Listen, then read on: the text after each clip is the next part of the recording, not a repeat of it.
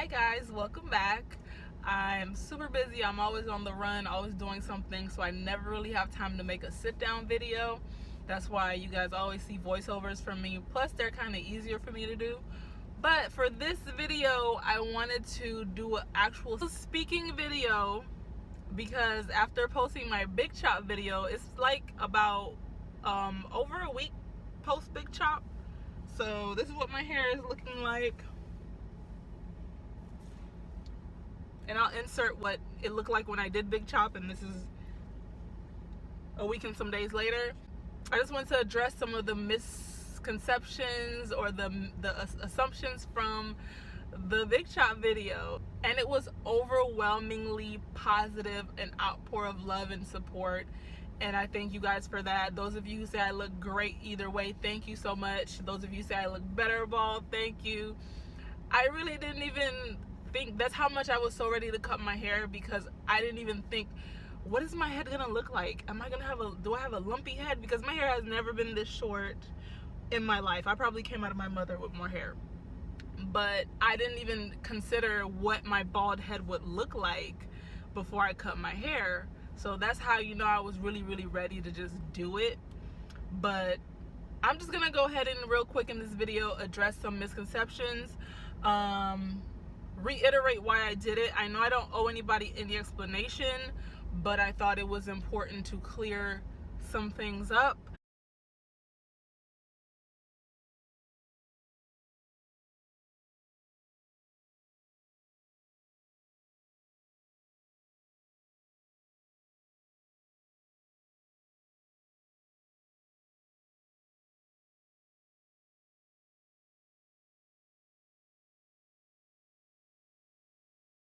All right, first things first, why did I cut my hair after 7 years and so much work?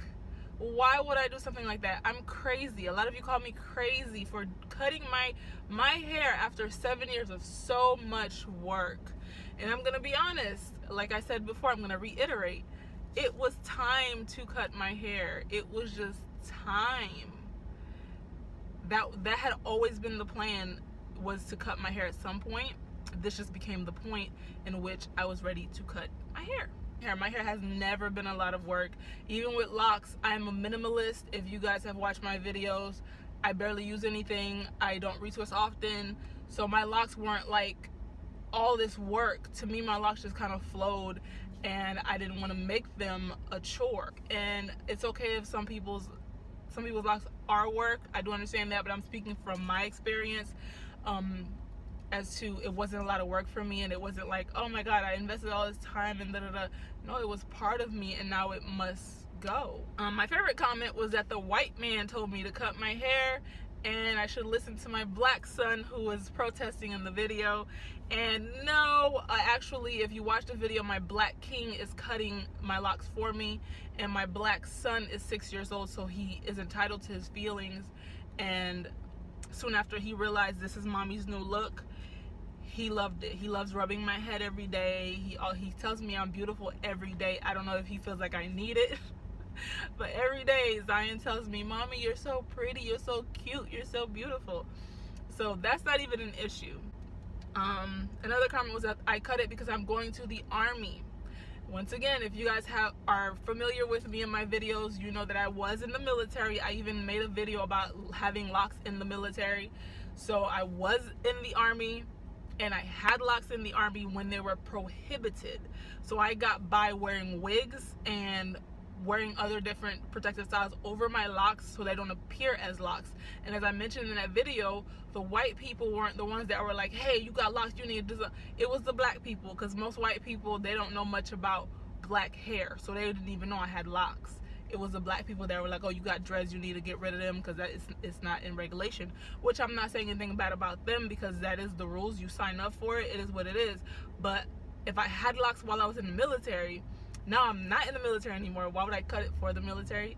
Even if I go back in, locks are now approved as a hairstyle that can be worn by women in the Army, Air Force, and Navy now. Someone also assumed that I don't like locks anymore and I want to have loose natural hair because I want to be part of the natural hair community. One first thing wrong with that is locks locks are still natural hair, so I was still part of a community. I don't subscribe to any of that, but if you want to look at it that way, I was still natural. Locks are just hair. So no, I still love locks very much. If you guys follow me on Instagram, you saw my post about being pregnant with my son when I started my hair, and then now having locks at 7 years, and then he's almost 7 years old. Locks have become really a passion of mine. Do I want extensions, or do I want to wear weaves and lace fronts and things like that? No, I don't want extensions. I love doing extensions for other people. I love attaching them. I love seeing the transformation, and I know a lot of people are against extensions because they are they see them as a mockery of locks, or whatever the case may be. That's, everyone has their own perspectives. From my perspective as somebody who had natural locks for 7 years and somebody who installs and hand makes lock extensions, I see it as a celebration of locks. I see it as a compliment to locks. People are judged based on the fact that they have locks. So more people having locks, whether it be natural starters or extensions, I see nothing wrong with that. I just see it as a celebration of locks, but that's my humble opinion. I've gotten a lot of Wakanda comments. Some of them are good, and thank you. The Dora Milaje, or those warriors, they're beautiful, they're awesome, they're fierce, they're strong. I loved their part in the movie. However, they were not my inspiration to cut my hair or buzz cut. They were not my inspiration for that. Like I said, it was already a plan to cut my hair before the movie even came out. So no. For somebody who asks my nationality, I said it before, I am Haitian. Very, very proud to be Haitian, regardless of what you see in the news. They won't show you the beautiful images of Haiti. They won't show you the positive images of Haiti. But whenever I go to Haiti, I try to show that. So if you want to head over to my vlog channel, you'll see more positive images of Haiti and the Haitian people. Thank you, though, for the compliment. A most recent comment was somebody saying that my hair was thinning at the crown and I probably should not have cut my locks. As I've said countless times, I'm even tired of myself saying it on this channel, is that I was born with thin hair. I have always had fine, thin hair. I have kinky hair, but it's fine. It's very, very fine. It's almost freaking see-through. Yes, my hair has always been thin. It did not thin because of locks. It did not thin for any other reason. Actually, the crown of my head is the most dense area on my scalp. So no, I'm not thinning. Probably what happened is I don't know where my cowlick or my swirl is. So I took the clippers and just did like that. And if you cut against the grain on Afro hair, it looks shorter than it would if you cut with the grain. Okay, on to what's next for my hair, what I plan to do next. I really honestly don't know. I'm a go with the flow type of person. I try to stay true to myself, and me cutting my hair was part of me staying true to myself because that's what I wanted. That's something, like I told you guys, I dreamt about it. I thought about it for years before actually putting the clippers to my head or scissors to my locks. So everything starts somewhere. It's like it's full circle.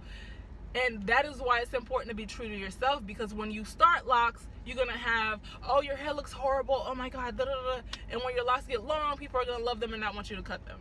So it's important to be true to yourself throughout your whole journey and lock process, because you will love your locks even when people didn't.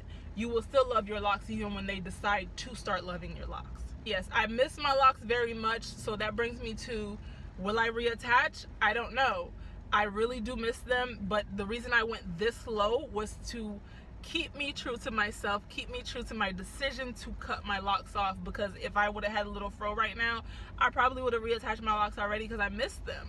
So cutting this low forces me to deal with my decision and get what it is that I need to get out of cutting my hair. There's something here to get, and I don't know if I will reattach. If I reattach, of course I'll share that with you guys, but it won't be until my hair has grown out for 6 months to a year, something like that. If I start my locks over, it still will be 6 months to a year or so. And somebody said I wanted small locks. I did want small locks when I first started my hair, but with my hair being the density that it is, I don't think I want small locks anymore, so I would probably do the same size, maybe just a different parting. And yes, there will be more lock videos. I did not, nothing I do is tied to anything else. Like, everything in my life is kind of its own little island in this ocean that is life. So my locks are not attached to anything that I do. Me making lock videos, that probably was gonna happen anyway, if I had locks or not. Me not having locks won't stop me from continuing to make lock videos, because like I said, I have family members who have locks, and I do locks professionally. So I have clients who still are gonna want their locks done, and I'm not gonna abandon them just because I don't do locks. I don't have locks anymore. It's still a passion of mine. It's still something that I love to do. So I'm not gonna abandon my clients just because I don't have locks anymore. That's pretty much the thick of this video. I just wanted to come on here and say thank you guys for the beautiful comments, because most of your comments were beautiful, very supportive, very nice and kind. But the misconceptions had to be addressed, and I know there's gonna be more. Usually this is the bittersweet thing about YouTube. You want your videos to get views, kind of, because that's the YouTube thing. You want views, but at the same time, once it gets outside of your subscribers, you start getting crazy comments. So you know once it starts getting outside of your subscribers. But it's all good. I guess it comes with YouTube, and it is what it is. But yes, I've talked long enough. Bye guys. Au revoir.